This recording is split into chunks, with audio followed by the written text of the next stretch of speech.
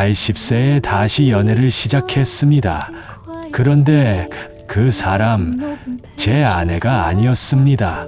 나는 올해로 80을 넘겼습니다. 긴 머리카락이 희끗희끗해질 때쯤 사람들은 은퇴하고 손주들이랑 놀며 조용히 살기를 바라죠. 나도 그런 삶을 살 줄 알았습니다. 하지만 인생은 내 예상과는 전혀 다른 방향으로 흘러갔습니다. 내 아내와는 50년을 함께 살았습니다. 그녀는 성실하고 정 많고 늘 집안의 중심이었죠.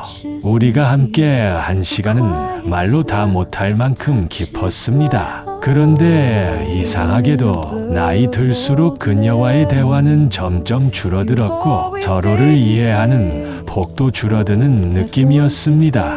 평생을 함께 했는데 이상하죠? 오히려 더 멀어진 느낌이 드는 게.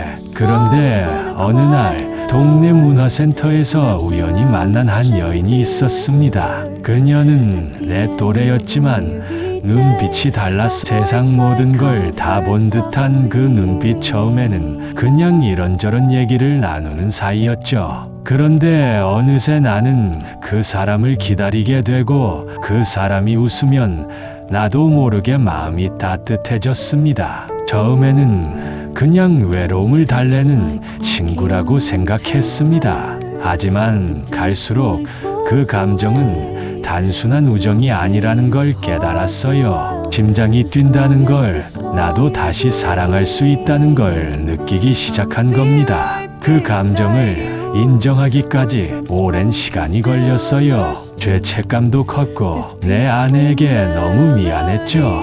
하지만 나는 그녀와 만남을 이어갔습니다. 숨기고 싶지 않았지만 말할 용기가 없었습니다. 그러다 어느 날 아내가 제게 물었습니다. 당신 요즘 많이 웃네. 뭐 좋은 일 있어? 그 말을 듣는데 눈물이 나더군요. 너무 미안하고 한편으론 들킨 듯한 느낌에 가슴이 철렁했습니다. 그날 밤 나는 결국 고백했습니다. 지금 다른 여자가 생겼다고, 미안하다고, 나도 이런 감정이 생길 줄 몰랐다고. 아내는 아무 말 없이 제 말을 다 들었습니다. 그리고 한참 후에 조용히 말했죠. 당신도 외로웠구나. 그 말을 듣는데 나는 무너졌습니다. 내가 혼자 외로웠던 게 아니라 아내도 외로웠다는 걸 그제서야 깨달았어요. 그렇게 우리는 긴 대화를 했고 서로의 외로움에 대해, 무너진 시간들에 대해 이야기했습니다. 그녀는 끝내 나를 붙잡지 않았습니다. 그리고 나는 더 이상 그 여인을 만나지 않았습니다. 사랑이란 건 꼭 젊은 사람만이 하는 게 아니라는 걸 배웠습니다. 그리고 때로는 우리가 외면해온 감정이 얼마나 깊었는지 늦게서야 깨닫기도 합니다. 내가 다시 사랑을 느낀 건 기적이었지만 그 기적을 위해 너무 많은 걸 잃을 뻔했죠. 그 이후로 아내와 나는 매주 한 번씩 함께 산책을 나갑니다. 특별한 대화를 하지 않아도 함께 있는 그 시간이 소중하게 느껴지더군요. 예전처럼 웃고 떠드는 부부는 아니지만 서로의 존재를 더 깊이 이해하게 된 그런 사이로 변해갔습니다. 어떤 날은 문화센터 앞을 지나치다가 그 여인을 멀리서 본 적도 있습니다. 그녀는 여전히 환하게 웃고 있었고 나를 본 것 같기도 했지만 그냥 스쳐 지나갔습니다. 그때 깨달았죠. 그 만남은 내 인생의 아주 짧은 불꽃 같은 순간이었지만 그 불꽃이 내 삶을 흔들 만큼 강렬했다는 걸. 노년에 느끼는 사랑은 젊은 시절과는 또 다릅니다. 더 깊고 더 조심스럽고 더 절실합니다. 그래서 때로는 그 감정에 휘둘리게 되고 잘못된 선택을 할 수도 있죠. 하지만 그만큼 그 감정을 통해 다시 살아있다는 걸 느끼기도 합니다.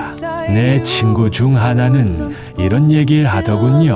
80 넘어서 사랑 타령하는 건 한심한 거야. 하지만 나는 그렇게 생각하지 않습니다. 사랑에는 나이가 없다고 믿어요. 우리가 누군가를 그리워하고 기다리고 마음을 쓰는 한 그건 살아있다는 증거니까요. 이야기를 여기까지 들으신 분들 중에는 저를 비난하는 분도 계시겠죠. 평생을 함께한 아내를 배신했다고, 늦바람이 참 철없다고. 그런데 말입니다.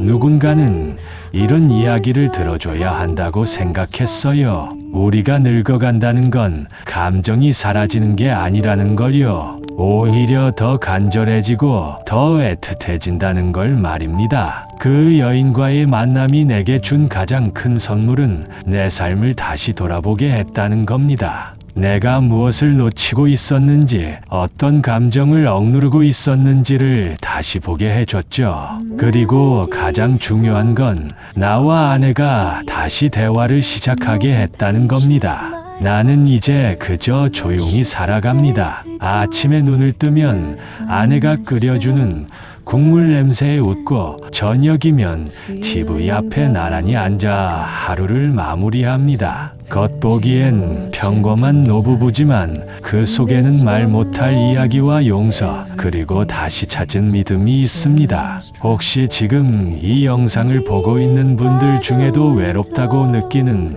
분이 있다면 감정을 무시하지 마세요. 마음이 움직인다는 건 아직 사랑할 수 있다는 증거입니다. 다만 그 감정이 누군가를 아프게 하지 않도록 스스로에게 정직하시길 바랍니다. 이야기를 마치며 제 인생에서 가장 솔직하고도 부끄러운 시간을 이렇게 고백할 수 있어 다행이라고 생각합니다. 나는 그때 정말 사랑을 느꼈고, 동시에 내가 지켜야 할 것이 무엇인지도 깨달았습니다. 누군가는 말할 겁니다. 그 나이에 무슨 사랑이냐. 하지만 그건 말이죠, 사랑이 뭔지 모르는 사람의 이야기입니다. 나이가 들어도 가슴이 두근거릴 수 있습니다. 그리고 그 감정 하나 때문에 인생이 송두리째 흔들릴 수도 있다는 걸 저는 제 몸으로 겪었습니다. 그래서 이 영상을 만들기로 결심했어요. 혹시 저처럼 누군가를 사랑하고 또 누군가에게 상처를 줬던 분이 있다면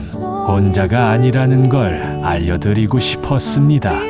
우리 모두 실수하고 후회하고 다시 배우는, 그리고 혹시 이 영상을 보고 계신 누군가가 외로움 속에 무너지기 직전이라면 말하고 싶습니다. 그 감정 숨기지 마세요. 누구에게든 꼭 털어놓으세요. 그게 사랑이든 그리움이든 우애든 말이죠. 나는 지금도 가끔 생각합니다. 그 여인이 내 인생에 나타난 이유를. 아마도 내 마음의 경고음 같은 존재였는지도 모릅니다. 나도 아직 누군가를 사랑할 수 있다는 걸 알려주고, 동시에 내가 지켜야 할 것들을 일깨워주는 그런 존재. 살아가다 보면요, 꼭 한 번쯤은 그런 순간이 오는 것 같습니다. 모든 걸 걸고 싶을 만큼 강렬한 유혹 혹은 감정. 그때 우리가 어떤 선택을 하느냐에 따라 인생의 방향이 달라지는 거겠죠. 나는 그 선택 앞에서 비틀거렸고 결국 돌아왔습니다. 상처도 있었고 눈물도 있었지만 후회는 없습니다. 왜냐면 그 시간을 통해 나는 다시 살아있음을 느꼈으니까요. 감사합니다. 긴 이야기 들어주셔서 고맙습니다. 구독과 좋아요는 사랑입니다.